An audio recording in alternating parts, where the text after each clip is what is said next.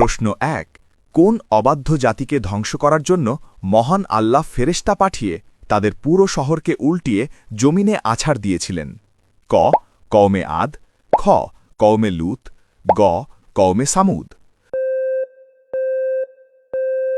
সঠিক উত্তরটা জানার আগে ভিডিওটিতে লাইক দিয়ে দ্বীনি কাজের অংশীদার হন। সঠিক উত্তরটি হবে খ. কওমে লূত। হজরত লূত আলাহিসাল্লামের কওম যখন চরম অশ্লীলতায় লিপ্ত হল, তখন আল্লাহ জিব্রাইল আলাহিসাল্লামকে পাঠালেন।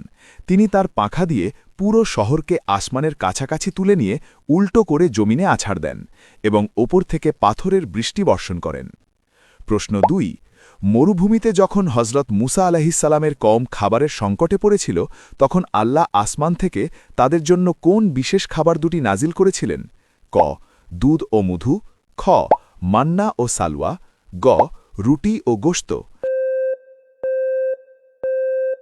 আপনি যদি সত্যি ইসলাম সম্পর্কে আরও জানতে চান, তাহলে চ্যানেলটাকে সাবস্ক্রাইব এবং পেজটাকে ফলো করুন।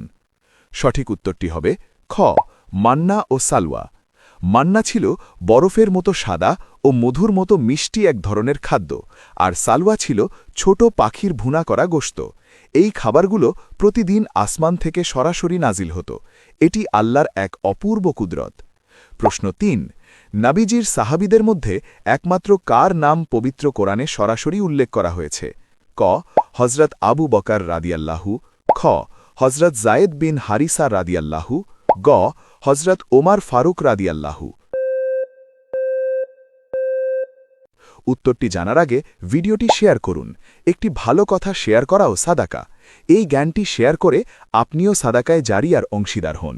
আপনার হয়তো একটা শেয়ার হাজারো মানুষকে সঠিক পথে আনবে। সঠিক উত্তরটি হবে খ. হজরত জায়েদ বিন হারিসা রাদিয়াল্লাহু। সাহাবিদের মধ্যে একমাত্র জায়েদ বিন হারিসা রাদিয়াল্লাহু এর নাম পবিত্র কোরআনের সূরা আহজাবে সরাসরি এসেছে। তিনি ছিলেন নাবিজির অত্যন্ত প্রিয় এবং তার পালক পুত্র।